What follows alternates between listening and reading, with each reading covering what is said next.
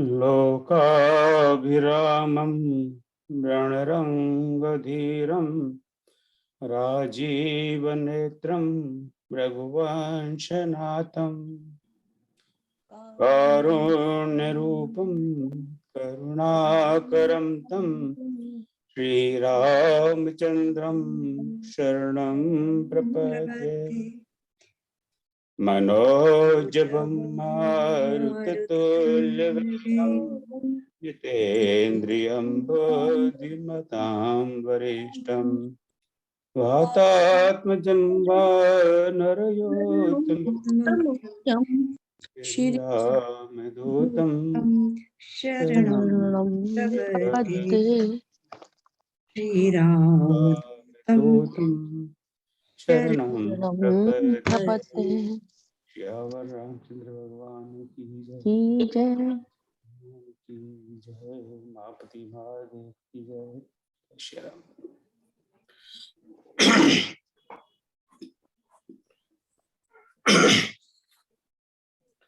तो फिर से आपका पुनः स्वागत आज की इस विशेष सभा में। तो शुभारंभ करने से पहले तो जो आज जो दुखद समाचार भारत से आए, लता मंगेशकर जी अपना देह छोड़कर ब्रह्म में विलीन हो गई। संगीत और गीत जो उनका नाम है उसका कोई समांतर कोई नाम नहीं। तो इस मंच से, वैश्विक संस्थान से और रामचरित भवन से आप सबके तरफ से आपकी अनुमति हो तो उनको मैं श्रद्धांजलि देना चाहता हूँ। भगवान आपकी आत्मा को शांति दे। उनकी आवाज मैं मानता हूँ कि आने वाले सदियों तक गूंजती रहेगी और उससे बहुत लोग प्रेरणा पाते हैं और बहुतों ने प्रेरणा पाई। तो आज हमारे विशेष अतिथि आदरणीय डॉक्टर जगदीश ब्योम जी हैं। अब हमें इनकी आदत सी पड़ गई है कि बिना काम नहीं चलता है। तो जहाँ अटकते हैं उनको याद करते हैं तो बिल्कुल प्रकट हो जाते हैं। जब परमात्मा को याद करो, परमात्मा वहीं प्रकट हो गया, कहीं जाने की जरूरत नहीं।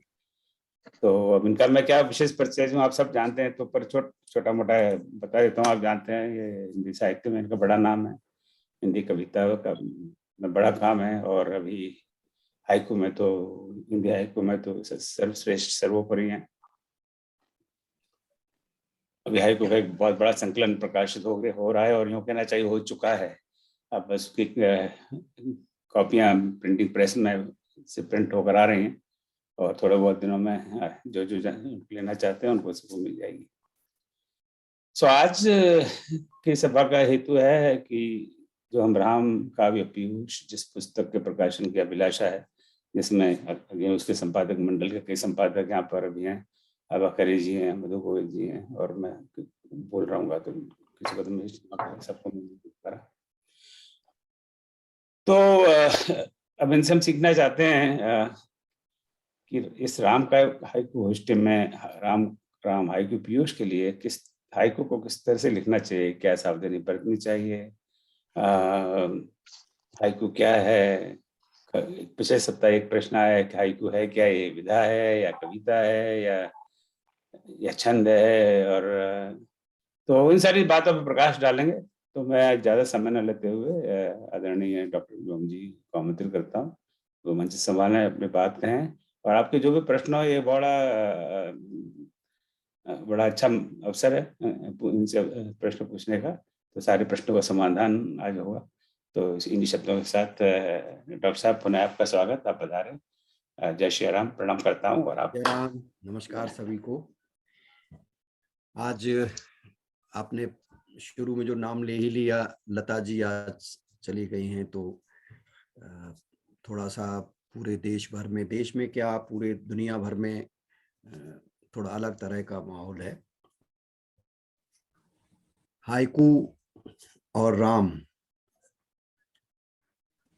ये दोनों चीजें एक साथ जोड़ करके ओम जी जो एक परिकल्पना कर रहे हैं, एक कल्पना कर रहे हैं। हाइकू हम लोग बहुत समय से कार्य कर रहे हैं, बहुत सारे लोग यहाँ उपस्थित में। ओम जी ने जैसी चर्चा की तो हाइकू की बस 5-6 दिन में या 8 दिन में प्रतियां आ जाएंगी। अभी मेरे पास कुछ प्रतियां आ गई हैं 8-10, तो मैं एक बार दिखा देता हूँ क्योंकि यहाँ कई एक लोग हैं। ये हाइकू कोश है। फिर हमें कैसे मिलेगी ये बुक? अरे आपको डाक से मिलेगी। अच्छा, नहीं हम कहाँ अपने रिक्वेस्ट कहाँ भेजें? बता देंगे इसके। तो ये 10-12 वर्ष का जो परिश्रम था, इसमें 1075 लोग हैं, हाइकूकार हैं देश विदेश के, और हाँ कई जो कि इसमें पहले से शामिल हैं, और करीब 6500 हाइकू इसमें चुने गए हैं। तो 28 है। ये आपको लगेगा कि हाँ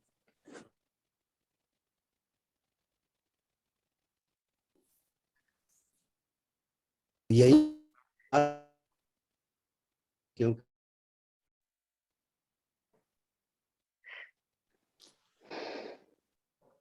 आपकी कुछ बैंड विड्थ की समस्या है कि मुझे कुछ आवाज आपकी आ नहीं रही? प्रश्न का पूछा ओम जी। नहीं, आपकी आवाज नहीं आ रही मैम जी बिल्कुल। तो आप चाहें तो मैं वीडियो ऑफ करने देखिए, उससे अगर इम्प्रूव होती है आवाज। अभी तो बिल्कुल नहीं आ रही। सर वैसे बहुत सारे माइक ऑन हैं, यदि शायद उनको म्यूट कर दिया जाए तो, और लाइक बहुत सारे, इस वजह से भी हो सकता है कई बार।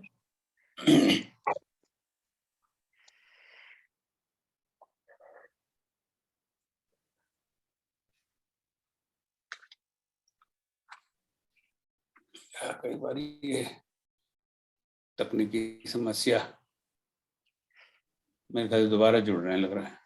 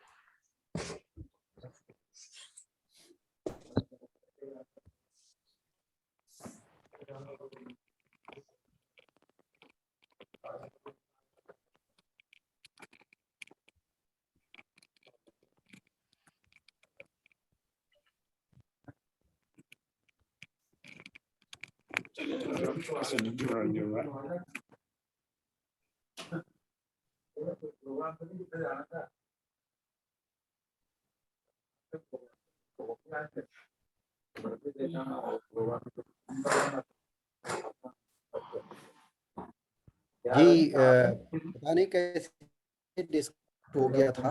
क्या और किसी का भी नहीं नहीं और किसी का ना। प्रेमलता जी आप अपना ऑफ करिए ना ये। हाँ चलिए। हाँ मैम जी। जी बीच में कट गया था। तो हाइकू मैं यहाँ पर था कि ओम जी के पास एक प्रश्न आया है कि हाइकू विधा है या छंद है, क्या है? हाइकू एक स्वतंत्र विधा है, एक संपूर्ण कला है। ये उन लोगों से के लिए है, विशेष रूप से हम बात कर रहे हैं जो कि हाइकू से बिल्कुल परिचित नहीं है। जो लोग हाइकू क्षेत्र में बहुत सारा कार्य कर चुके हैं और बहुत सारे नाम दिख रहे हैं, चेहरे दिख रहे हैं, उनके लिए तो ये सब जानकारी है ही उन्हें, उनके लिए नहीं है। हाइकू मूल रूप से एक जापानी कविता है जो कि अब हिंदी में पूरी तरह से चर्चित है और प्रचलित है और बहुत लोकप्रिय भी है। हाइकू 17 अक्षर की कविता है। केवल इसमें 17 अक्षर में ये कविता पूरी होती है, जो 3 पंक्तियों में लिखी जाती है। पहली पंक्ति में 5 अक्षर, दूसरी में 7 अक्षर और तीसरी में फिर 5 अक्षर। और कोशिश ये होनी चाहिए कि तीनों पंक्तियां स्वतंत्र हों, यानी ऐसा नहीं हो कि एक वाक्य के 3 खंड कर दिए, एक में 5 अक्षर रहने दीजिए, 7 रहने दीजिए, 5 रहने दीजिए, ये नहीं होना चाहिए। वाक्य स्वतंत्र हो। अगर वाक्य स्वतंत्र न हो पाए, भाव बिगड़ता है, तो कम से कम पदबंध जरूर रहे, है ना। और जो संयुक्त अक्षर होता है उसकी गणना नहीं की जाती, वो एक ही होता है। जैसे युद्ध में जो दा में धा मिला हुआ है वो एक अक्षर होगा और एक यू होगा, यानी 2 हो गए। तो इस तरह से ये इसका बहुत छोटा सा व्याकरण है। जैसी छोटी कविता है वैसे ही छोटा सा इसकी जानकारी है, लेकिन इसका जो कलेवर है, इसका जो विस्तार है, इसका भाव है, इसका अर्थ है, वो बहुत व्यापक होता है, वो बड़ा होता है। क्योंकि कविता केवल छंद से नहीं लिखी जाती, केवल मात्राओं से नहीं लिखी जाती, केवल उसकी गणना करके ही कविता नहीं होती। अगर ऐसा होता तो फिर कंप्यूटर का युग है, उसमें डाल दो कि उसमें प्रोग्राम एक सेट कर दो कि इस तरह से भाई 5-7-5 की मुझे ये 100 कविताएं दे दो, तो एक क्लिक मारेंगे और 100 कविताएं आपको निकल के आ जाएंगी। तो ऐसा नहीं होता, इसलिए कविता को कंप्यूटर से नहीं लिखा जा सकता। इसके प्रयोग भी चल रहे हैं, 1000 शब्द डाल दिए और उसमें कहा कि भाई, तो आते भी हैं, बन भी जाते हैं। इस तरह के प्रोग्राम्स बनाए हुए हैं कई लोगों ने, हमारे परिचितों में भी। लेकिन वो आप समझ सकते हैं, वो कविता नहीं हो सकती। कंप्यूटर को जो मिलेगा उसको उठा उठा करके लगा देगा। तो इसलिए केवल 5-7-5 का जो ढांचा है हाइकू का, उसके अंदर आपको सबसे बड़ी चुनौती यह है कि इतनी छोटे अक्षरों में, छोटी बहर में, छोटे केवल 17 अक्षर में आप क्या ऐसी बात कह दें जो कि पढ़ने वाला उसे पढ़े और ये कह करके ना फेंक दे, कह रहे क्या कचरा सा। ऐसे तो कुछ भी कोई कह सकता है। जब वो केवल उसको पढ़ते समय उसको लगे कि हाँ, कुछ बात तो कही गई है, कुछ ऐसा है कि जो कुछ अलग हट करके है, तभी वो कविता होती है। और कविता की ये जो परिभाषा है वो हर विधा के लिए है, ऐसा नहीं कि वो हाइकू के लिए हो। बहुत सारे लोग हैं, चाहे वो गजल के क्षेत्र में हो, गजल में वजन देख लिया, काफिया देख लिया, रदीफ देख लिया और उसमें उसके हिसाब से कुछ भर दो, तो वो गजल नहीं होती।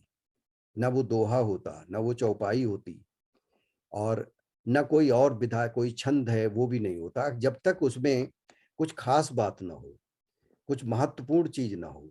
ये चीजें बहुत जरूरी हैं कविता के लिए, चाहे वो कविता किसी विधा में लिखी जाती हो। तो हाइकू पर आज हमें बात करनी है। जैसा कि ओम जी ने कहा है, ओम जी के बारे में क्या कहा जाए। ओम जी जिसको पकड़ लेते हैं तो बस वो कुछ भी हो, वो एक बार कहने के बाद इनसे मना करना बड़ा मुश्किल होता है, क्योंकि इनमें विनम्रता ही इतनी है।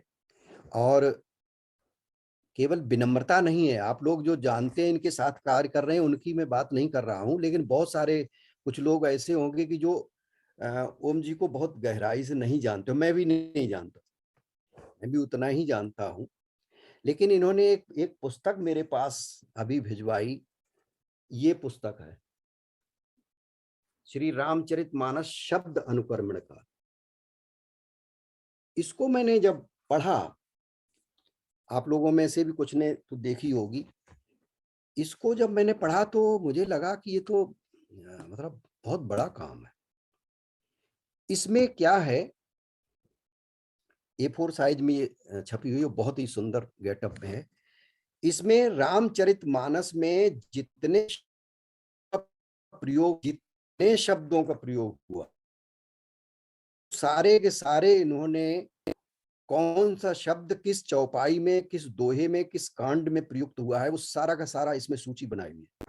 मैंने ये देखने के लिए, क्योंकि मैं बहुत जल्दी प्रभावित नहीं होता, तो मैंने ये चेक करने के लिए रामचरितमानस अपने यहाँ ढूंढा और मैंने बहुत सारे उसमें शब्द देखे और मिलाया उसको। तो बिल्कुल जो इसमें कांड का नाम चौपाई के लिए जो सी दिया हुआ है, दोहे के लिए डी दिया हुआ है अंग्रेजी में, और बाइलिंगुअल है, अंग्रेजी हिंदी दोनों में है, तो वो शब्द वहीं पर मिला।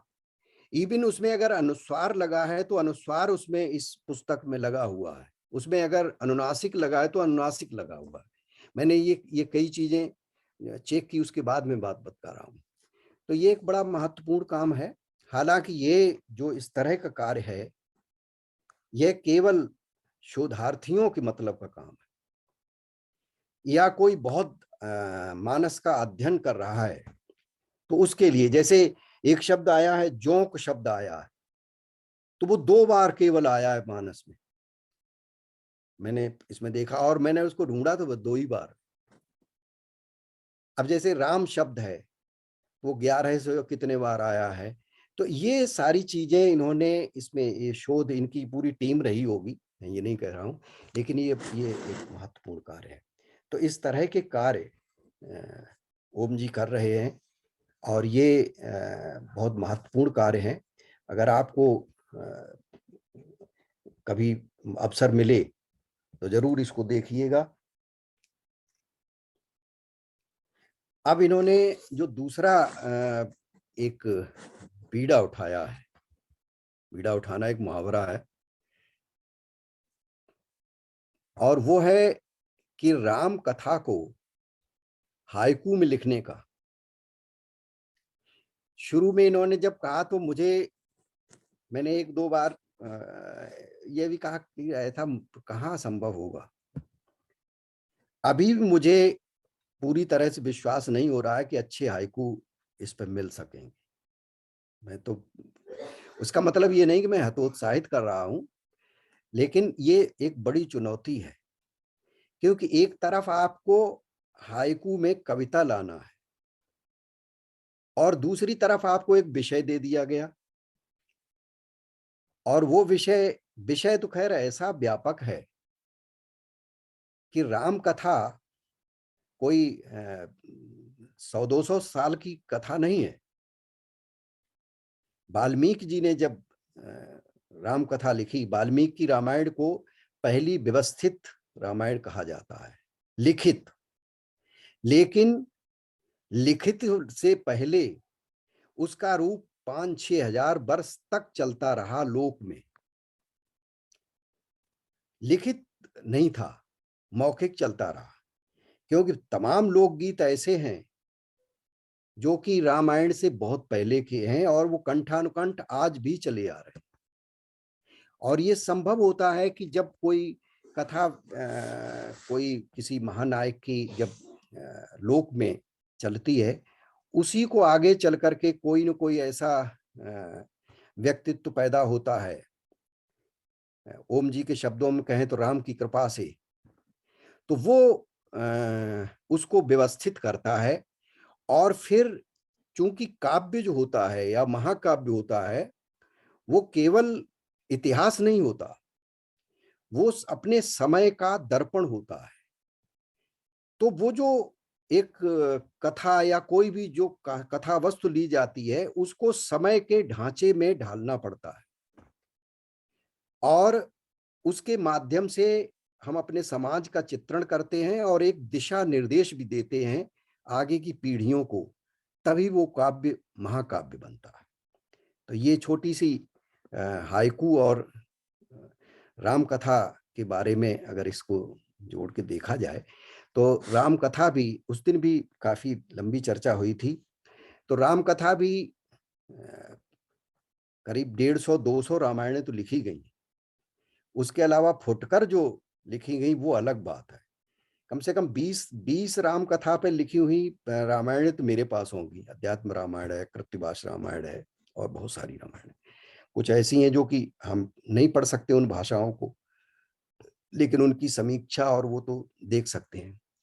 तो ये जो राम कथा है, ये विषय तो इतना विस्तृत है कि इस पर बहुत कुछ लिखा जा सकता है।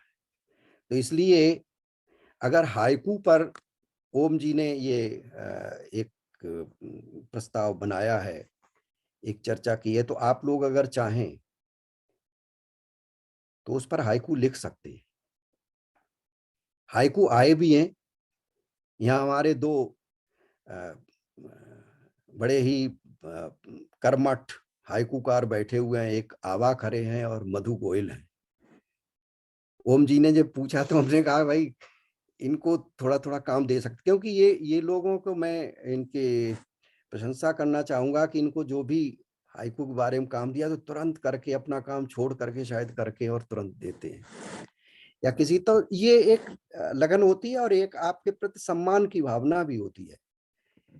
और दूसरा अगर इसका पक्ष ले तो इससे हम बहुत कुछ सीखते भी हैं। अगर हम कुछ काम करेंगे तभी हमें उसमें सीखने को मिलेगा।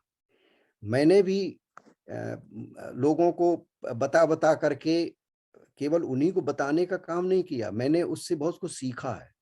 आप अगर 1000 हाइकू पढ़ेंगे तो निश्चित रूप से हाइकू के संबंध में आपकी जो समझ है वो परिपक्व बनेगी।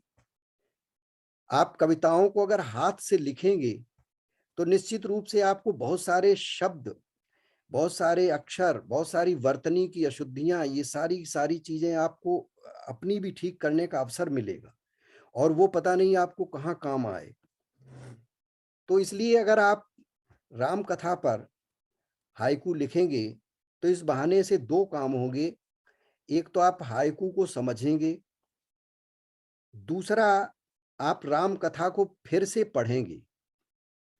राम कथा को पढ़ने के 2 तरीके हैं। विशेष रूप से हम लोग रामचरितमानस को ही ज्यादा पढ़ते हैं, लेकिन वाल्मीकि रामायण और मानस में बहुत बड़ा अंतर है, बहुत सारी चीजों में अंतर है। वाल्मीकि रामायण में जो राम कथा है वो, उसमें एक राम जो है वो मानव है, मनुष्य है, अवतारी नहीं है। जो एक मनुष्य में जो कमियां होती हैं वाल्मीकि रामायण में वो सब कमियां हैं। जब राम जी को वनवास दिया जाता है तो लक्ष्मण कहते हैं कि ये तो बूढ़ा जो है सठिया गया है, लाओ आप कहो इसको मार के खत्म करते हैं, इसने वनवास दे दिया। तुलसी के राम ये नहीं कह सकते, तुलसी नहीं कह सकते, क्योंकि तुलसी बहुत बड़े भक्त हैं। तो ये दोनों में समय का अंतर है, क्योंकि तुलसी की दृष्टि बिल्कुल अलग है। वो कहते हैं कि तुलसी जिनके मुखन सो धोख्यू निकसत राम, उनके पग की पैन ही और मेरे तन को चाम। धोखे से भी जिनके मुंह से राम निकल जाए, चाहे जैसा वो व्यक्ति हो, तो मेरे चमड़े को खींच करके उनके जूता बना दो। तो ये तुलसी की जो भक्ति भावना है वो बहुत ऊंचे स्तर पर पहुंची हुई भक्ति भावना है। तो राम कथा को आप देखें, क्योंकि आज हमें इसी पर बात करनी है। और एक बात और, उस दिन मैं बोलता बहुत देर तक चला गया और बाद में प्रश्नों के लिए समय कम रहा, तो मैंने बाद में महसूस किया कि जो प्रश्न होते हैं उसके माध्यम से हम ज्यादा अच्छी तरह बात कर सकते हैं। तो आज बस थोड़ा बोल के और बात समाप्त करते हैं। तो हाइकू जो आए हुए हैं वो कुछ मैंने देखे भी हैं, और ये हमारे 2 आभा जी और मधु जी, हो सकता है और किसी के पास गए हों, मुझे नाम नहीं पता है। तो उसमें बहुत सारे लोगों ने, जब ओम जी ने हाइकू दर्पण उसमें समूह में और एक दूसरा समूह है उसमें जब डाला तो लोगों ने बिल्कुल झड़ी लगा दी। एक एक व्यक्ति ने हर 1 मिनट पे एक हाइकू लिख लिख करके उसमें डाला था। हमने भाई ये तो आपके हाइकू नहीं होंगे, ये ऐसे कचरे का ढेर बन जाएगा कि वो फिर किसी काम के नहीं रहेंगे। क्योंकि कविता ऐसी नहीं होती है कि 5-7-5 कहा गया और राम पर तो फिर कुछ भी आप लिखते रहे और हाइकू बनते, ऐसा नहीं है। ये सब काम बिल्कुल नहीं, क्योंकि उसकी कोई उपयोगिता नहीं, उसमें आप अपना समय खराब करेंगे। तो पहली बात तो ये कि हाइकू है क्या। हाइकू एक कविता है, 5-7-5 अक्षर क्रम में लिखी जाती है, 3 पंक्तियां होती हैं। और अब आपको हाइकू लिखना है तो उसमें अब राम कथा में से हाइकू लिखना है। अब राम कथा तो इतनी विस्तृत है, इतनी विस्तृत है, आप चाहे किसी पात्र को ले लें, चाहे किसी प्रसंग को ले लें, चाहे जहां से कुछ चीजें ले लें और उन पर आप हाइकू लिखें तो 4-5 हाइकू तो लिख सकते हैं, ऐसा नहीं कि नहीं लिख सकते। 4-5 हाइकू लिखे जा सकते हैं। तो इसलिए कोशिश ये करें कि उनमें कुछ कविता जैसा कुछ न कुछ बना रहे, कुछ ऐसा रहे कि जो आपके जो अंदर का जो कवि है वो भी वहां दिखाई दे। तो ये चीजें बहुत आवश्यक हैं। और अगर उसमें कविता जैसी कुछ नहीं आ पाया तो फिर वो हाइकू नहीं होगा। जैसे मैं एक उदाहरण दूं, मैंने भी एक लिख दिया था कि वन में ही नहीं, वन में ही नहीं, मन में भी होते हैं सोने के मृग। तो अब सोने का मृग है, ये आप इसको जब प्रतीक रूप में लेंगे तब आपकी कविता बनेगी। सोने का मृग प्रतीक ही है। रामकथा के अंदर जो सोने का मृग आया वो क्या है?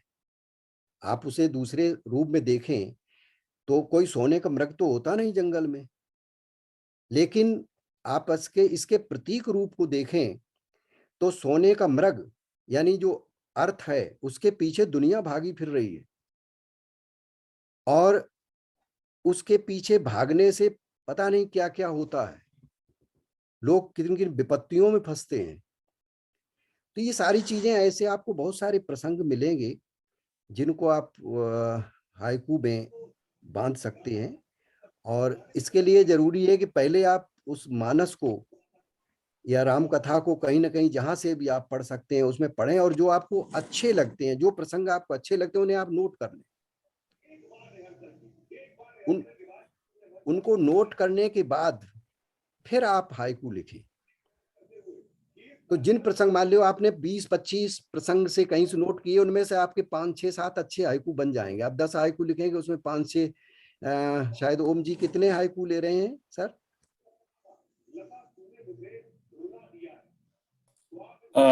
अभी हमने 2 ऑप्शन दिए हैं ओम जी। एक जी तो या तो आप मैक्सिमम 10 हाइकू भेज सकते हैं और मैं विस्तार से बाद में बात करूंगा। जी जी किस असॉर्टेड यानी 10 का कोई आपस में एक दूसरे से कोई कनेक्शन हो जी जी ना हो कोई, और दूसरा जी किसी प्रसंग पे हो तो उसमें मैक्सिमम 20 हाइकू। जी। तो इसका मतलब है थोड़े से और ज्यादा आप लिखेंगे। आप ऐसा नहीं कि आप 20 के 20 ही लिखें, आप बहुत ज्यादा लिखिए।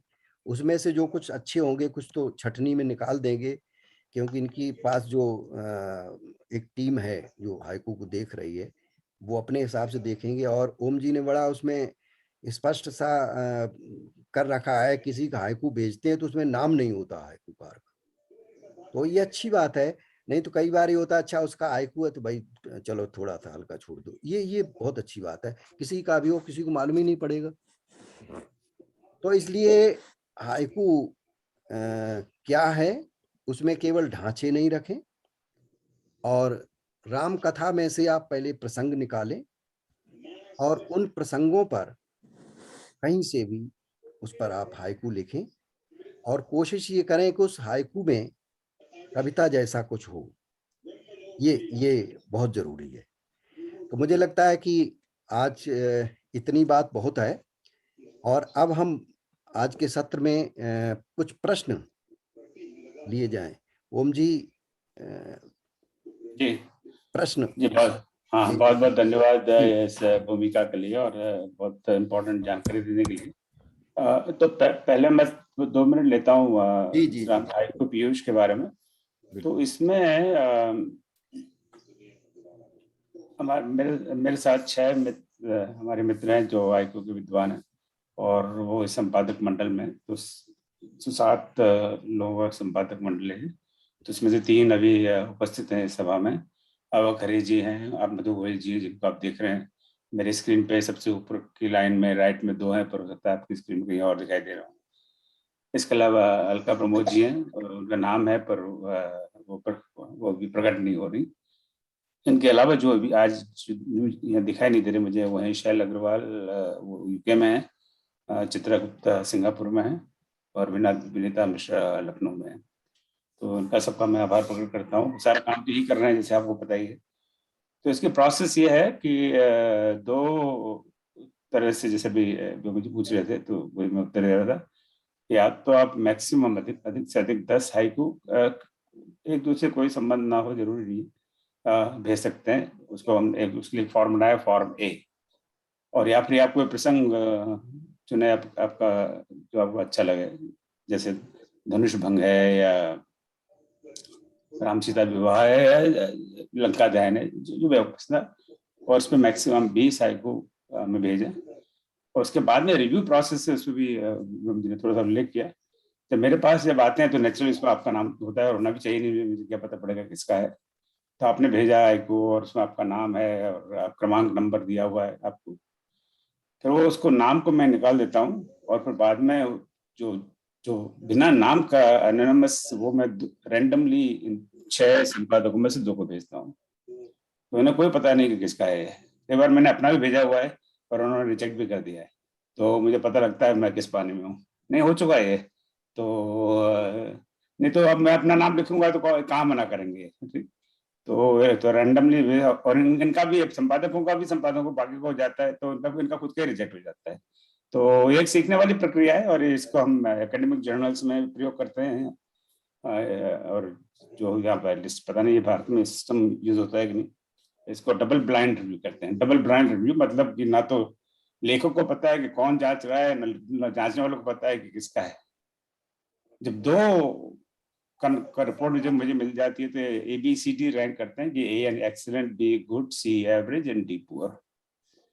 तो A और B दोनों कहे तो मैं उसको आंख मूंद के स्वीकार करता हूँ। वैसे ऐसी बात नहीं है कि मैं आंख मूंद लेता हूँ, मैं फिर भी मैं भी थोड़ा पढ़ता हूँ कि और दोनों C और D कहें तो उन आंख मूंद कर उनको मुझे रिजेक्ट करना पड़ता है। पर A और C या ऐसा कोई कॉम्बिनेशन तो फिर मैं जरा उसको कुछ और ध्यान से देखता हूँ, और फिर भी मेरी समझ में नहीं आया तो फिर मैं किसी तीसरे को भेजता हूँ। मैं थोड़ा लंबा प्रोसेस है, पर कम से कम इससे ये होता है कि, तो अब तक जो स्टेटिस्टिक्स है, जो 10 जिन्होंने 10 करीब सब लोग 10 हाई को भेजते हैं, तो ऐसे कई लोग हैं जिनका हम सिर्फ 10 में से 1 ही सिलेक्ट कर पाए। और सिलेक्ट करने के बाद में जो 1 या 2 या 3 जो भी सिलेक्ट, और जो कोई सुधार की भी आवश्यकता होती है, जैसे वर्तनी की आवश्यकता है, या फिर कुछ 1-2 शब्द को थोड़ा सा परिवर्तन करने से हाइको में सुधार हो सकता है, तो वो भी हम कर देते हैं उस समय। और हमसे मेरा मतलब संपादक। और फिर वो सुधारा हुआ, परिमार्जित कह लो आप, जो भी चाहे, उसको फिर वापस उसी लेखक को भेज देते हैं कि ये आपका स्वीकार है और ये इस फॉर्म में स्वीकार है। तो ये प्रोसेस है। तो अब तक मेरे ख्याल से 400 से अधिक हाइकू स्वीकृत हो चुके हैं। इसकी अंतिम तिथि रखी है 10 फरवरी। हो सकता है अभी आज 6 फरवरी है। आप में से जो हम जी कई लोगों को प्रेरित करेंगे तो वो लिखेंगे, तो इसको शायद और 4-5 दिन और एक्सटेंड कर दें, 15 फरवरी कर दें। तो हमारा एटलीस्ट मन में भाव ये है कि रामनवमी पर इसका विमोचन कर सकें इस पुस्तक का। तो रामनवमी 10 अप्रैल को है, तो फरवरी एंड तक। और जो संपादक सदस्य हैं ये बड़े उत्साही हैं, फटाफट रिव्यू भेज देते हैं, तो इससे मेरा काम बड़ा सरल हो जाता है। तो अगर 15 फरवरी हम लास्ट डेट कर देते हैं आज, और 15 फरवरी तक आ जाएं, फिर 5-7 दिन में ये सब रिव्यू हो जाए, और 10 दिन मैं ले लूँ, तो फरवरी एंड तक। उसके बाद में करीब 1 महीना लग जाता है उसको सेट करने में, जो सारा उसको सजाने संवारने में, उसका रूपरेखा और फॉन्ट साइज और पेज साइज, कलर, ये वो सारे काम मेरे जो अनुज हैं वो सारा काम वो करते हैं, तो ताकि वो देखने में सुंदर लगे। ये पूरी प्रक्रिया है। तो आपका इसका कोई प्रश्न हो तो आप बाद में मुझे अंत में पूछिएगा। अभी हम जी का ही से ही प्रश्न पूछेंगे और उनसे ही मार्गदर्शन लेंगे। तो जी सबसे पहले मेरा प्रश्न ये है कि आपने बताया कि हाइकू एक सुंदर विधा है, पर वो एक प्रश्न जो कि हाइकू छंद है, इसका उत्तर क्या है, हाँ या ना? छंद नहीं है हाइकू, लेकिन जो उसका छंद का मतलब है, मैं इसमें थोड़ा और इसको स्पष्ट कर दूं कि छंद जो है वो अनुशासन है, भाषा का, शब्दों का अनुशासन है। तो छंद तो सभी में होता है, हाइकू में भी छंद है। ये जो 5-7-5 है, इसको आप छंद मान सकते हैं, ठीक है। लेकिन हाइकू एक संपूर्ण कविता है।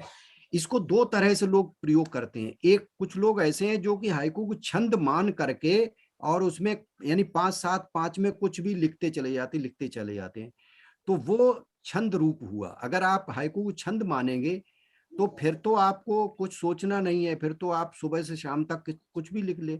लेकिन जब हाइकू को आप कविता मानेंगे तब आपको परिश्रम करना पड़ेगा, आपको आपको ऊर्जा लगानी पड़ेगी और आपको कुछ न कुछ उसमें ऐसा लिखना पड़ेगा कि वहां कविता है।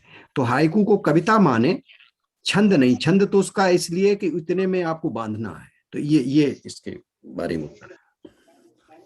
बहुत सुंदर। अब चलिए, अब आप सब अब जैसे हम अंग्रेजी में कहते हैं the floor is open for everybody, तो मैं क्षमा चाहता हूँ, मुझे बीच बीच में अंग्रेजी के बिना मेरा काम नहीं चलता, दाल रोटी इसी से निकलती है जी। तो मुझे नौकरी से निकाल देंगे यहाँ से, वो कहते हैं कि भाई तुम्हें हर 2 मिनट के बाद में एक शब्द अंग्रेजी बोलना है, इसलिए मुझे बोलना पड़ता है। चलो, हंसी मजाक की बात है। तो जो भी आपके प्रश्न हो, आज बहुत अच्छा अवसर है, व्योम जी हमारे सामने हैं, तो इनसे पूछें।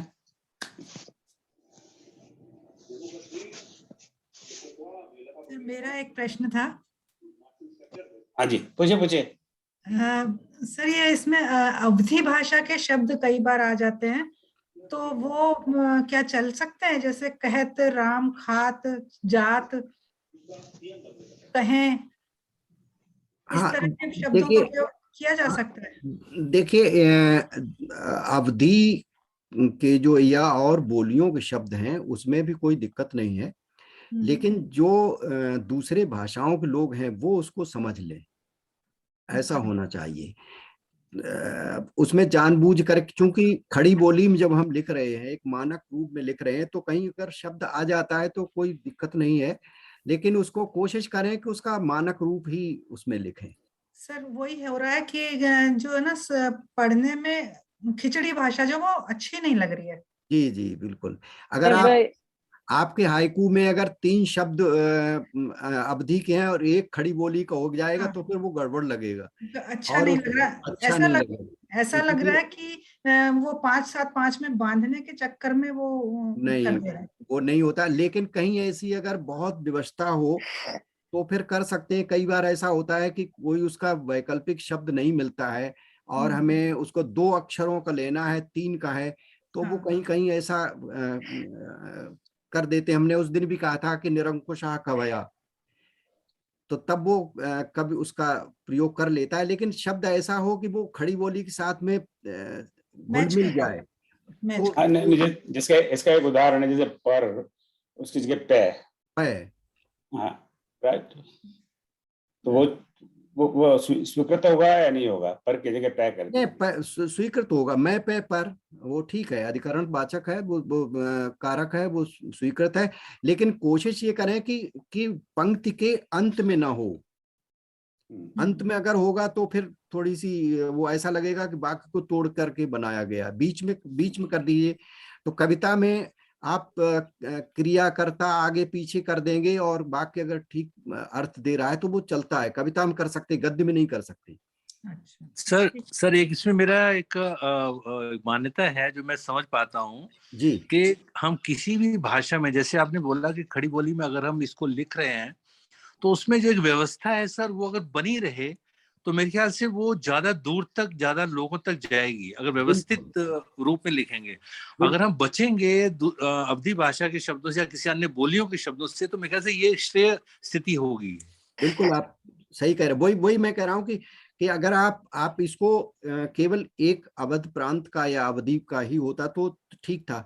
अब इसको तो दक्षिण भारत के लोग पढ़ेंगे, दूसरे देश के, दूसरे प्रदेश के लोग होंगे, वो भी पढ़ेंगे। तो आप कोशिश करिए, फिर वो आपका हाइकू को लेंगे और छोड़ देंगे, कहेंगे ये तो पता नहीं क्या लिखा है। ऐसे तो सर कल को कोई व्यक्ति, सर क्षमा चाहूंगा, कल को कोई व्यक्ति ऐसे भी कर सकता है कि साहब ओम जी जो है यूएस से ह्यूस्टन में बैठे हुए हैं, वहां पर छापते हैं, इसमें अंग्रेजी के शब्द भी डाल दें, वो भी तो एक आ ही जाएगा ना। फिर उस हिसाब से वो फिर हाइकू ना होके कुछ उसका कुछ और बनना शुरू हो जाएगा। बिल्कुल बिल्कुल, वो तो रहना चाहिए। वो कोशिश करिए कि मानक शब्दों का ही प्रयोग करें और इसी तरह का होता है। जी सर, जी सर। यानी वर्ण संकरता से थोड़ा दूर रहें। जी जी सर मैं अच्छा, मैं इसी मैं कुछ जी इनके जो जी प्रश्न जी है माया जी। उसी से संबंधित एक प्रश्न है कि जैसे इसमें हाँ 3 पंक्तियां हैं, तो बीच में अल्प विराम विराम चिन्ह का प्रयोग हो सकता है? हो सकता है, कोई दिक्कत नहीं। अच्छा, हाँ हाँ आपका प्रश्न था। सर हाँ मैं माया एक जी, बात कहना चाहती हूँ। हाँ जी कहिए। मैंने 20 हाइकू भेजे थे धनुष भंग पर, कोई बुराई नहीं है ओपन करने में। तो सर मैंने अवधी भाषा का प्रयोग किया था जिससे कि इतना ज्यादा काव्यात्मक सौंदर्य बढ़ रहा था। तो मुझे नहीं लगता है कि अवधी भाषा को यूज करना खराब था। सब बिल्कुल समझ में आ रही है उसमें, पर उससे सौंदर्य बढ़ रहा है। देखिए, अब इस तरह से तो तो आपका किसी क्या के विचार है? इस तरह से किसी के लिए बताना मुश्किल होगा, मेरे लिए, क्योंकि अगर जब वो सामने हो तभी मालूम पड़ सकता है, उससे सौंदर्य बढ़ सकता है या उसका स्थानापन्न कोई और शब्द अच्छा हो सकता है। ये तो तभी मालूम पड़ेगा जब उसको देखा जाए। नहीं, ये प्रश्न जैसे मुझे पहले अभा जी आपने, मधु जी ने, नहीं आ आपने रही। किसी ने किया था, तो उस समय मेरा ये उत्तर था कि अगर मानक शब्द से अतिरिक्त किसी शब्द को कोई प्रयोग करता है, पर वो इसीलिए प्रयोग करता है कि वो किसी तरह फिट हो जाए, तो वो ठीक नहीं है।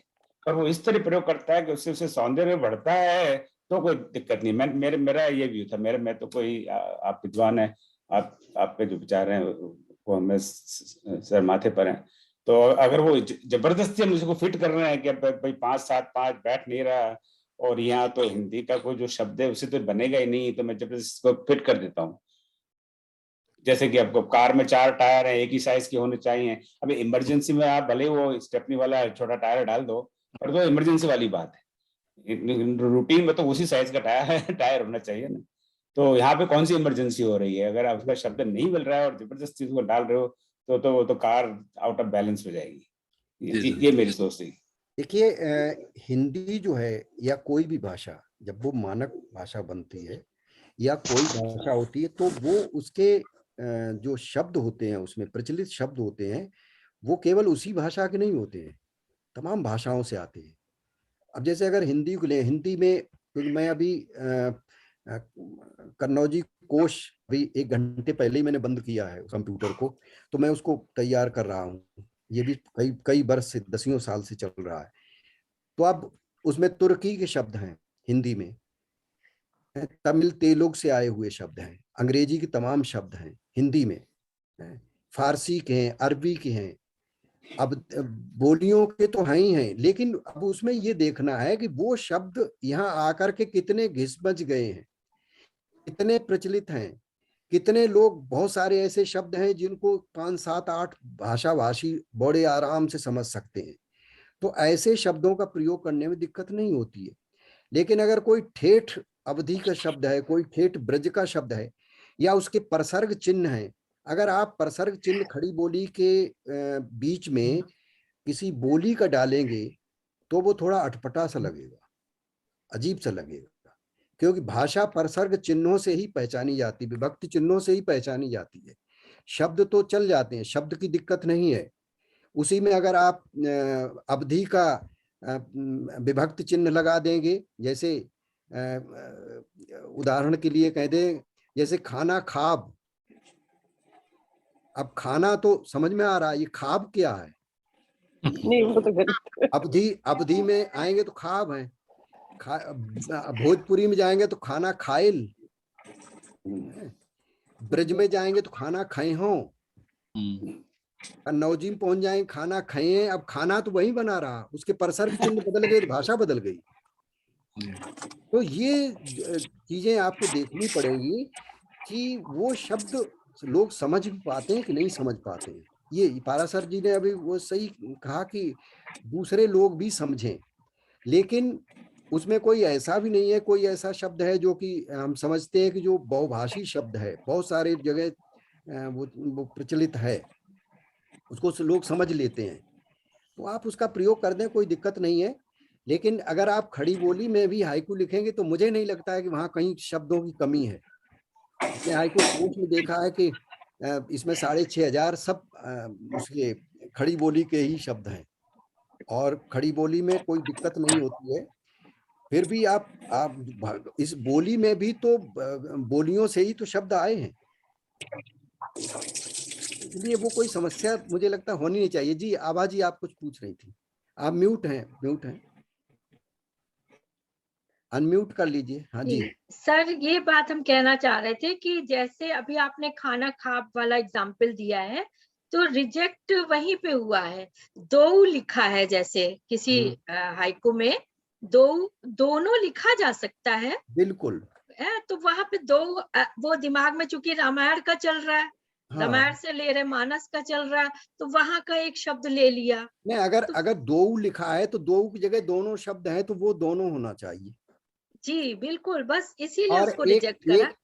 एक और मैं इसमें बीच में जोड़ना चाहूंगा। कई बार ऐसा जो मैंने जो कोश में भी अपनाया है, मैंने बहुत सारे लोगों के हाइकू में जहां लगा कि थोड़ा सा संशोधन करना है तो मैंने किया है जी, वो हम भी कर रहे हैं। हाँ, तो उसमें कोई ऐसी दिक्कत नहीं है। अगर कोई इस तरह की छोटी छोटी चीज है और उससे भाव अलग नहीं होता, उसका अर्थ अलग नहीं होता, भाव अलग नहीं होता, तो उसमें किया जा सकता है करके, और नहीं तो फिर रिजेक्ट ही करना ठीक नहीं है। नहीं वो हम कर रहे हैं। जी जी एक चीज पूछना चाहिए, एक बात पूछनी करेंगे। जी मतलब ऐसा कोई, जैसे आपने कहा ना, रेस्ट्रिक्शन तो नहीं है, खप गए हैं, सब पसंद आ गए हैं, उससे सौंदर्य बढ़ रहा है, पर ऐसा तो नहीं है कि दूसरी भाषा का रेस्ट्रिक्शन हो लगाने में, ऐसा तो नहीं है ना। बिल्कुल नहीं। नहीं, वो उससे सौंदर्य बढ़ रहा है और वो स्वीकृत हो गए। माया उसमें मैम कोई दिक्कत आपकी नहीं है। बात पे ही एक बात कहना चाहते हैं, जैसे आप कह रही ना अवधि में लिखा है, अगर आपने सारे 10 हाइकू अवधि में लिखे हैं तो एक अलग कॉलम में करके उसको बुक में लाया जा सकता है कि सौंदर्य भी बढ़ रहा है, सुंदर हाइकू है वो। लेकिन नहीं 17 वर्ण में नहीं, ऐसा नहीं है। हाँ, अगर 17 वर्ण में आपने नहीं, 12 आवाज़ ही वर्ण ऐसा खड़ी नहीं। बोली के हैं और 5 वर्ण उसके अवधि के हैं, वो थोड़ा दिक्कत करेगा, वो उसमें नहीं सौंदर्य मेरा वो मतलब नहीं है। मैं सिर्फ चलिए किसी और विषय पे चलते हैं। रेस्ट्रिक्शन है। थोड़ा विषय परिवर्तन करें। मेरे साथ ऐसा नहीं है। नहीं, सब माया बहुत चर्चा हो गई। मेरे साथ ऐसा नहीं हुआ है। नहीं, पर आपका हो गया, काम खत्म हो गया, उस पर क्यों गड़े मोटे फोड़ने वाली बात है। एक प्रश्न है व्योम जी से। जी सर। और किसी का प्रश्न है चंद्रकांत और माया जी के अलावा? क्योंकि और मौका मिलना चाहिए। पुरुषोत्तम जी पूछिए अपना प्रश्न। हाँ व्योम जी नमस्कार। जी नमस्कार। मेरी एक जिज्ञासा थी, हाइकू की जो मूल परिकल्पना थी जापानी परिकल्पना, उसमें प्रकृति के सौंदर्य का वर्णन या प्रकृति से के उपमा लेकर के कोई अपनी बात कहने की विधा को बताया गया है।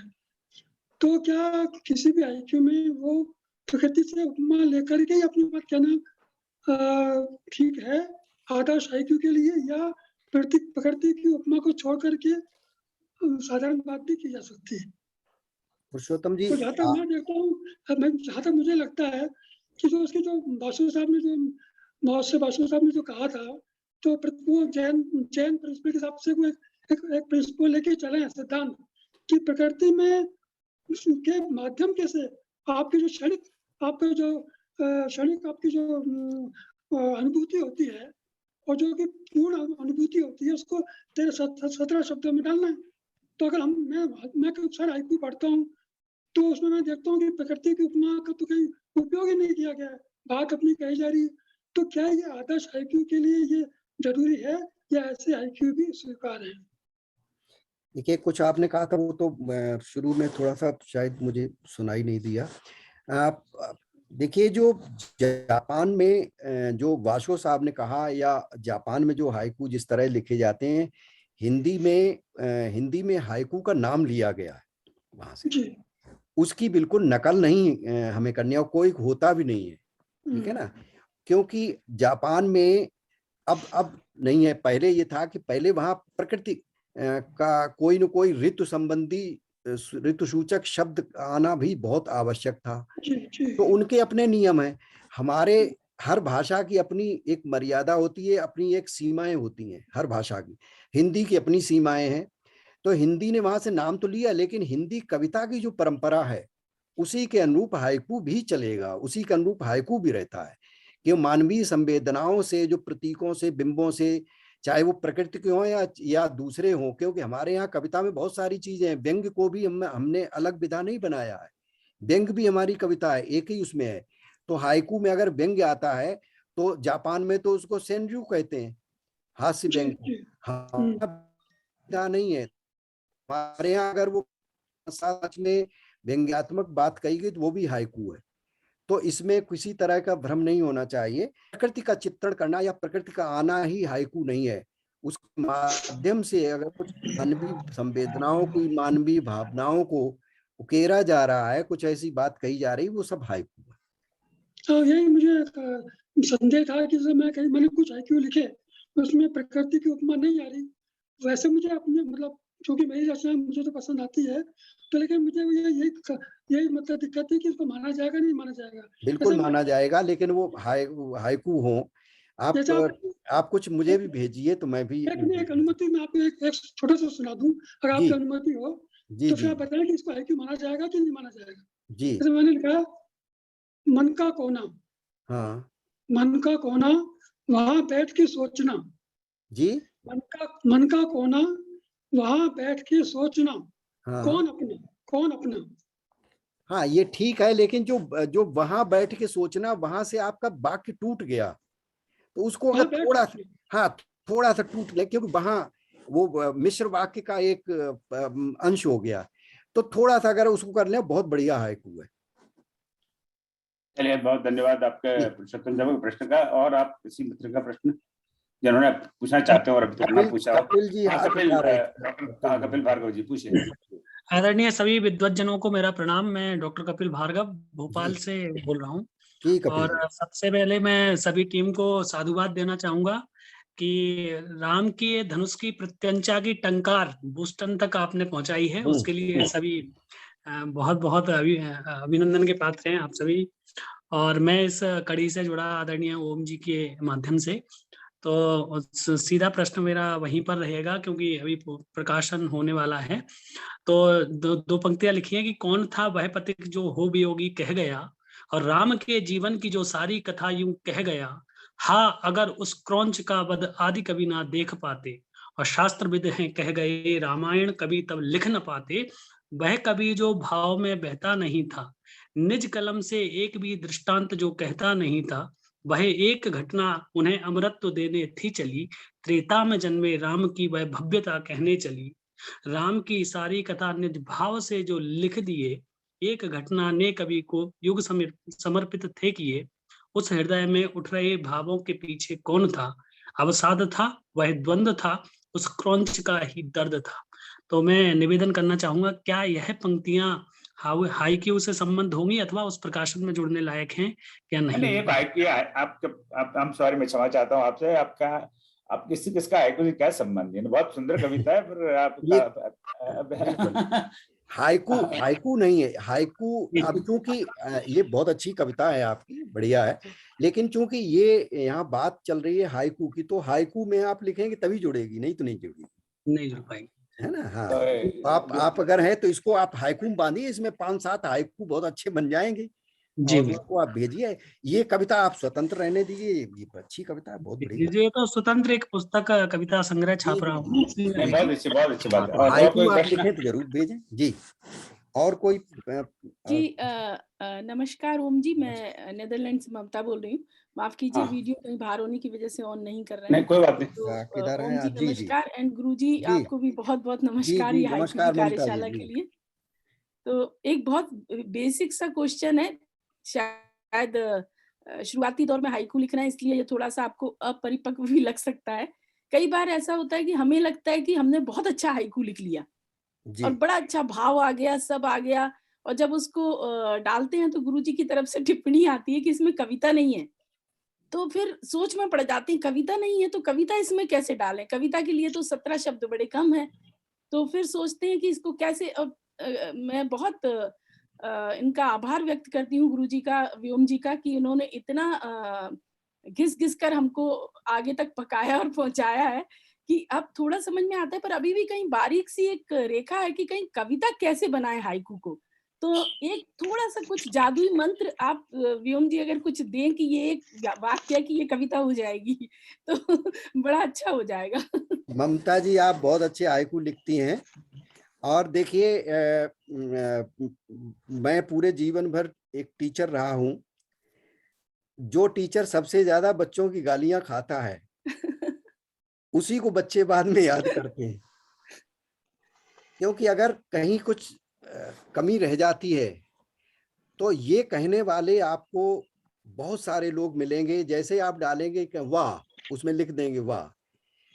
मैं अपने उसमें हाइकू दर्पण समूह में भी देखता हूं, जैसे ही कोई हाइकू डालता है उसमें 10 कमियां हैं, लेकिन वहां 5-6 टिप्पणी आ जाती। मैं टिप्पणी वालों को भी टोकता रहता हूं, भाई टिप्पणी नहीं करो, आप प्रशंसा मत करो, क्योंकि प्रशंसा से क्या, अगर 10 लोगों ने लिख दिया बहुत अच्छा तो ऐसा लगने लगता है इसमें कोई कमी है ही नहीं, क्योंकि अपनी लिखी हुई चीज में कमी नहीं लगती है। हम जब दूसरे की कविता को पढ़ते हैं तब लगता है कि हाँ, फिर यहाँ पर कुछ कमी है। तो जितना आपको लिखा जाएगा, हो सकता है कि मेरी बात थोड़ी सी खराब भी लगती है, तो मैं यही चाहता हूं कि आप अच्छे से अच्छा, जितना बढ़िया हो सके, जितना उसमें गुंजाइश हो सके उतना अच्छा लिखें। और तब आपका हाइकू हाइकू होता है जब उसमें कोई शब्द, दूसरा शब्द वहां पर आ ही नहीं सकता। मुझे जब आपके हाइकू में ये लगता है कि इसमें 1 सेकंड में मैं इसमें ये लिख दूं तो ये कुछ अच्छा बन जाएगा, तो फिर मैं कैसे कह दूं कि वो हाइकू बहुत बढ़िया है। ठीक है, तो इसलिए जब मैं ये लिखता हूं कि ये अभी इसमें कविता नहीं है, तो उसमें थोड़ा सा और कुछ डालिए। अब इसके लिए कोई जादू नहीं होता कि यहाँ पर ये लिख दो। ठीक है, कविता का मतलब है कि आप जो कुछ बात कह रहे हैं उसे आप कितने अच्छे तरीके से बात कह रहे हैं जी, वो वो कितना दूसरे पर प्रभाव डालती है, ये बड़ी जरूरी बात है। अभी मुझे यहाँ BK शर्मा जी दिख रहे थे, कहीं हैं क्या? अभी थोड़ी देर पहले दिखे थे। जी सर, नमस्कार। जी जी, नमस्कार। ओम जी, ये हमारे बड़े अच्छे मित्र हैं, मिस्टर BK शर्मा, और यहाँ लाजपत नगर दिल्ली में जो बहुत बड़ा स्कूल है, गवर्नमेंट स्कूल, उसके ये प्राचार्य हैं, प्रिंसिपल साहब हैं। तो ये मैं इसलिए इनका वो किया कि इन्होंने एक बड़ा अच्छा एक NGO से ये जुड़े हुए हैं। NGO ये चला, इनकी जो श्रीमती जी हैं वो चला रही है, ये तो प्रिंसिपल साहब हैं। तो वो हाइकू के लिए बहुत सारे कुछ काम कर रहे हैं, और हम अलग से आपसे बात करेंगे और किसी दिन इनके साथ बैठ करके। तो शर्मा जी, आपका इस समारोह में आज पहली बार आप इसमें शामिल हुए हैं, आपका बहुत सारा स्वागत बहुत है। धन्यवाद सर। बहुत धन्यवाद, हम बहुत आपकी धन्यवाद, सेवाएं आपने लेंगे। मुझे अवसर दिया। नहीं नहीं, जी बहुत सर। जी जी। और आपके हाइकू भी आप लिखने लगे हैं, तो ये जी बहुत सर, अच्छी बात है। छोटा सा प्रयास सर आपके उसमें साहित्य नहीं में नहीं, बहुत शुरू अच्छा, किया। बहुत बहुत स्वागत है आपको। ये हमारा एक समूह है पूरे, जी जिसको सर। ग्लोबल समूह कह सकते हैं। जी सर। और आज ये ओम जी का कार्यक्रम है जी। और किसी का प्रश्न? सर, मैं एक प्रश्न पूछना जी, चाहूंगी। मतलब प्रश्न भी नहीं है, एक बस भाव है जो मैं प्रकट जी करना चाह रही थी। जी सर, मैंने वैसे कभी हाइकू नहीं लिखे, बट अभी जैसे सर के देखा कि सर राम हाइकू पीयूष के नाम से एक संकलन बना रहे हैं, तो उसमें मैं भी कुछ प्रयास कर रही थी।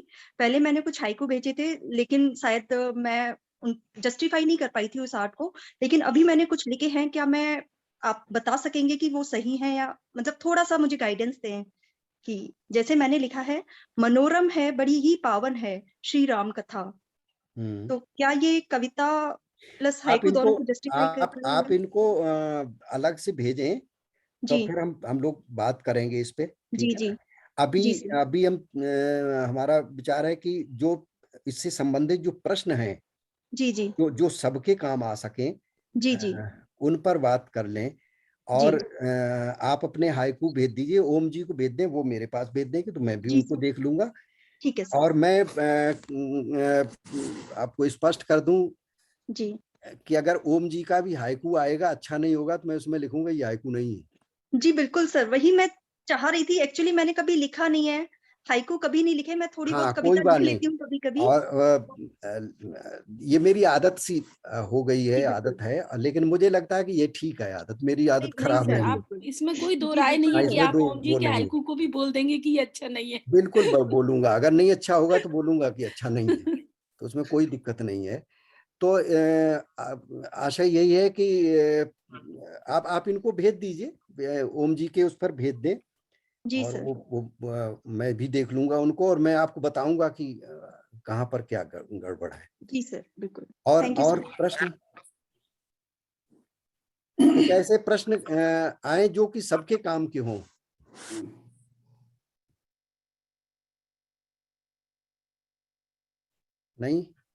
नहीं किसी का प्रश्न? और हमारी एक और संपादिका जुड़ गई हैं जिस राम हाइकू पीयूष से जुड़ी है, श्रीमती शैल अग्रवाल, यूके में। शैल अग्रवाल जी कहाँ है? शैल अग्रवाल जी शैल जी जरा अपना हाथ ऐसा हाथ कर दीजिए ताकि दिखाई दे जाए। बहुत समय से हाइकू लिख रहे। अच्छा, नमस्कार नमस्कार।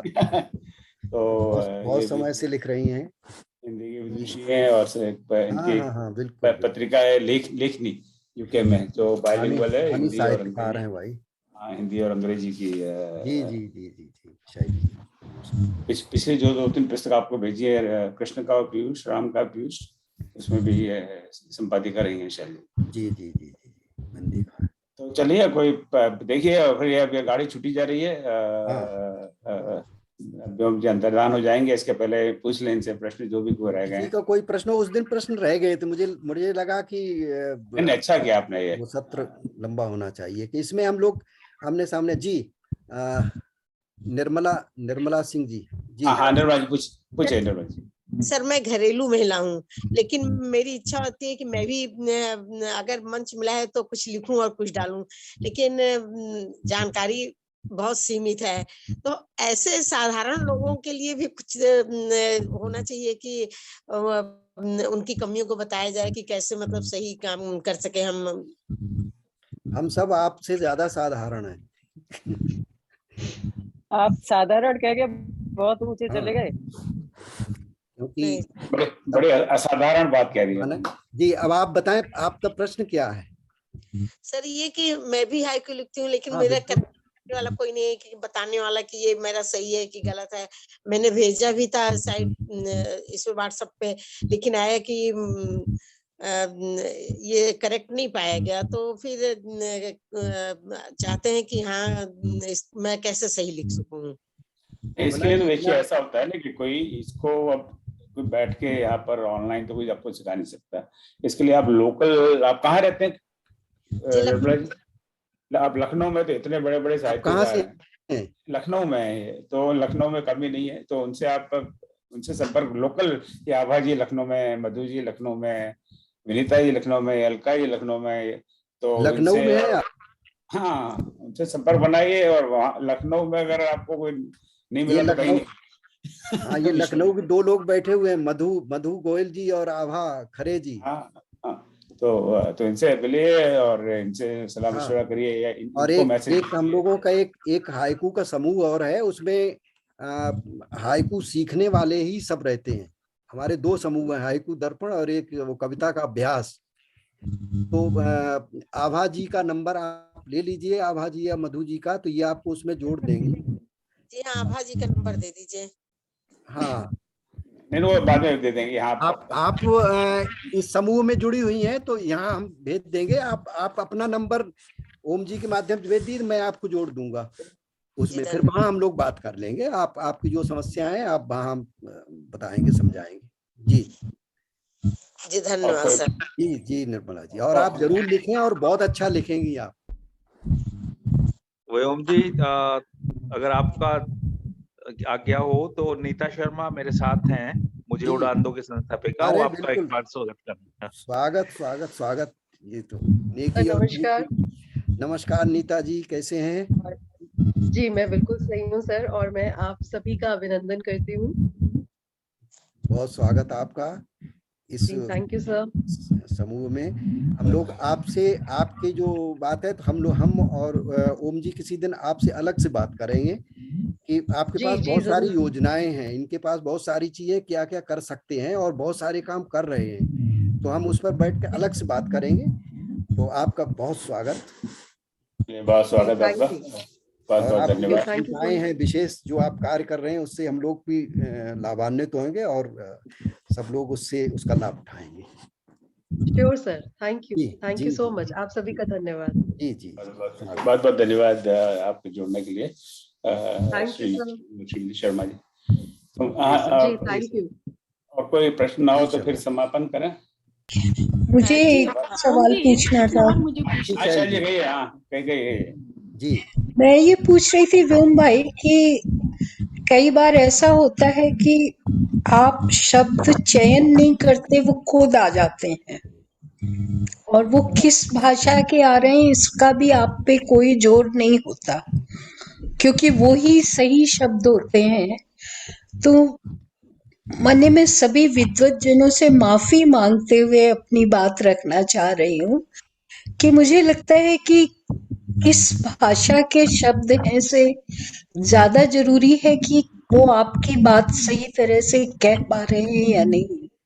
जिसके लिए मैं करीब 30 साल पहले लिखा हुआ मेरा शायद पहला हाइकू था, जो अपने आप ऐसे ही किसी गोष्ठी में, उसमें कन्हैयालाल नंदन जी प्रिसाइड कर रहे थे और उन्होंने मुझे इतना ज्यादा प्रोत्साहन दिया था।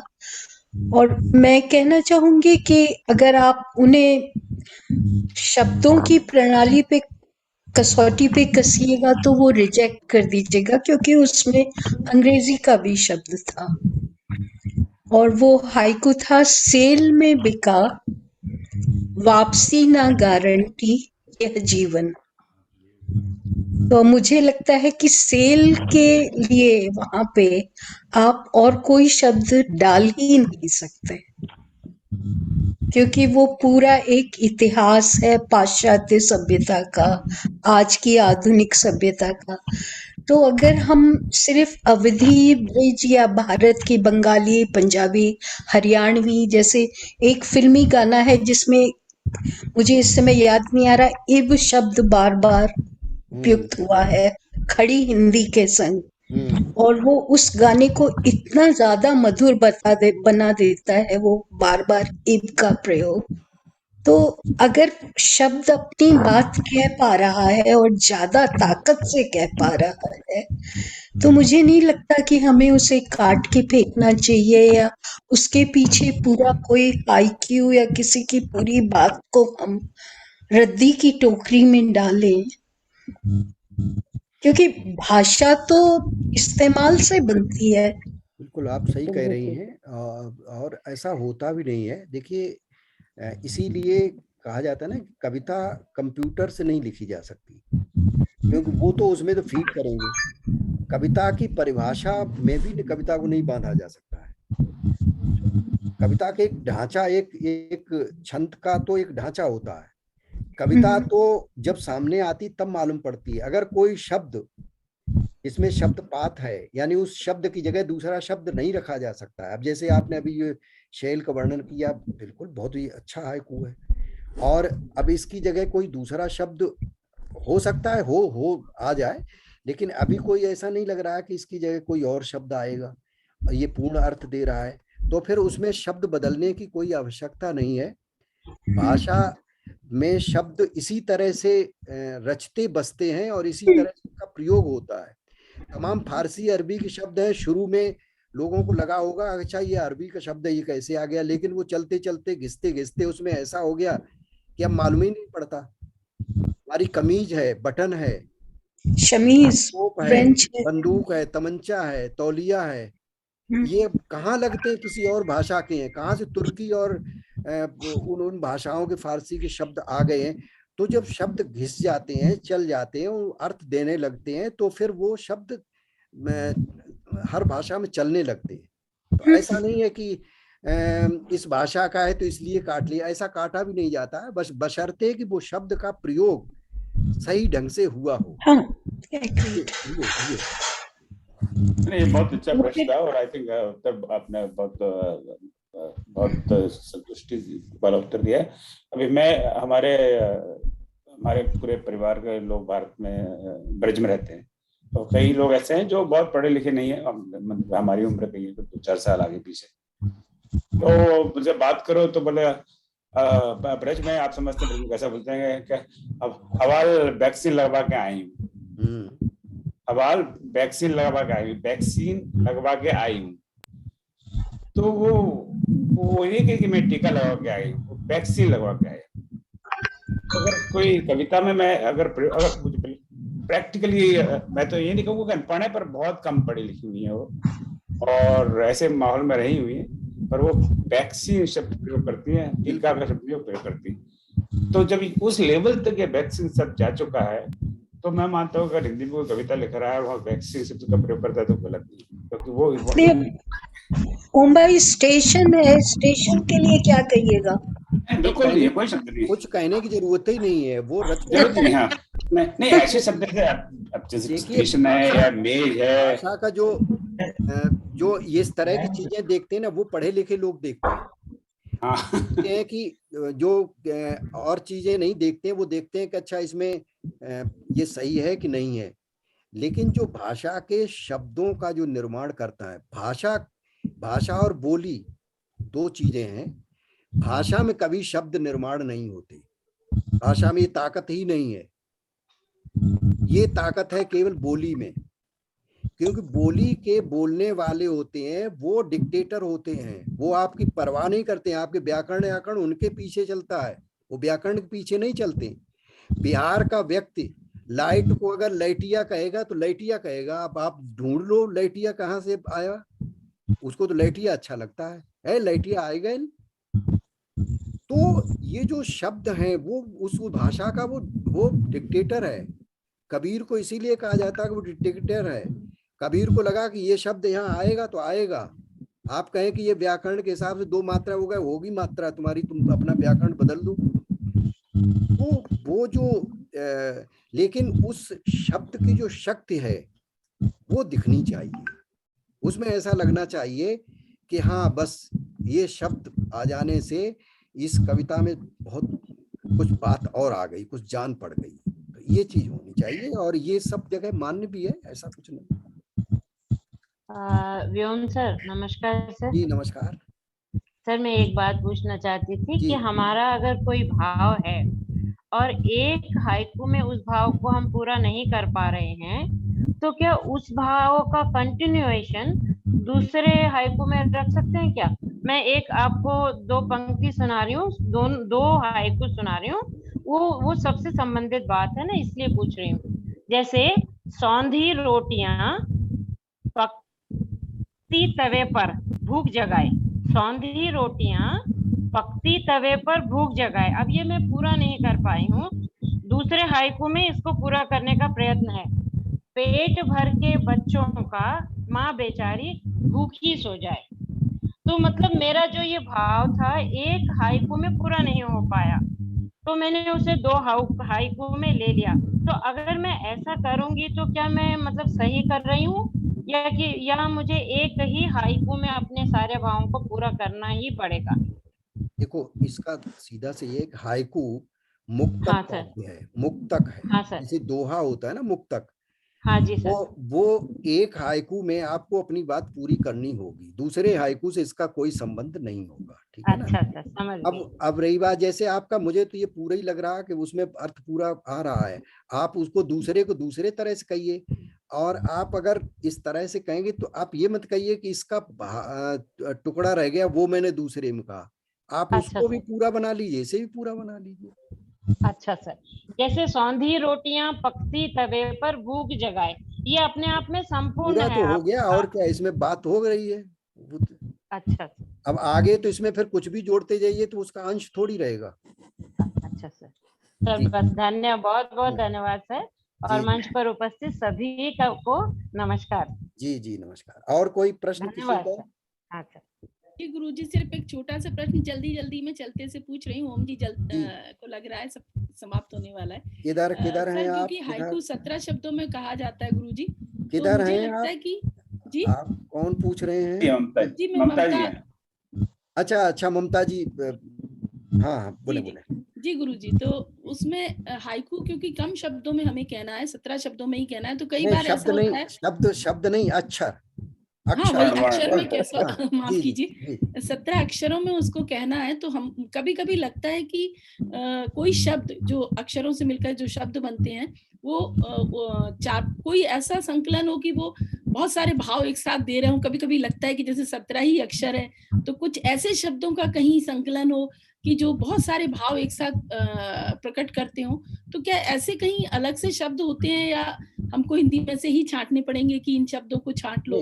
ये देखिए, ये पढ़ते पढ़ते आते हैं। वैसे आप इसके लिए मैं एक वो बता दूं, आप पूर्णिमा बर्मन जी से परिचित होंगे, हम लोगों ने बहुत मिलकर काम किया।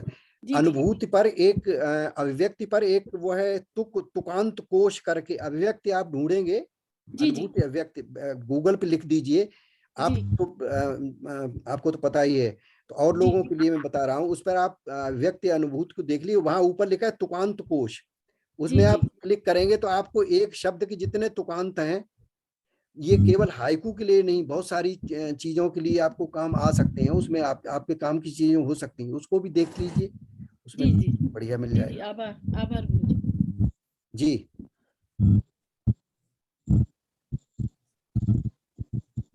चलिए बहुत बहुत धन्यवाद आप सबका। मुझे के लिए एक बार सब तालियां हो जाए जरा, अपना अनम्यूट करके जोरदार। बहुत बहुत धन्यवाद व्योम जी, बस आपकी इस तरह कृपा हम पर बनी रहे। आपसे हम लोग आपकी कृपा बनी रहे, राम जी के आप भक्त हैं भाई। ज्ञान अर्जित होता रहे हमें। तो हम तो आपको पता है, मैं तो जन्म से बनिया हूँ, तो हमेशा प्रवृत्ति यही रहती है कि लेता रहूं लोगों से। नहीं, आप इतना बढ़िया आप ये सबको इकट्ठा कर देते हैं, ये मतलब छोटा काम नहीं है, ये बहुत बड़ा काम है। और इस बहाने से हम आपस में बातचीत कर लेते हैं, एक दूसरे से के भावों से बांट लेते हैं, तो ये बहुत बड़ा काम है। और इस बहाने से कुछ न कुछ हम सब सीखते हैं एक दूसरे से। तो उनके धन्यवाद के साथ में आज का काम, आज की इस कार्यशाला को समाप्त करते हैं। ओम सर्वेषां स्वस्तिर्भवतु, सर्वेषां शान्तिर्भवतु, सर्वेषां पूर्णं भवतु, सर्वेषां मंगलं भवतु।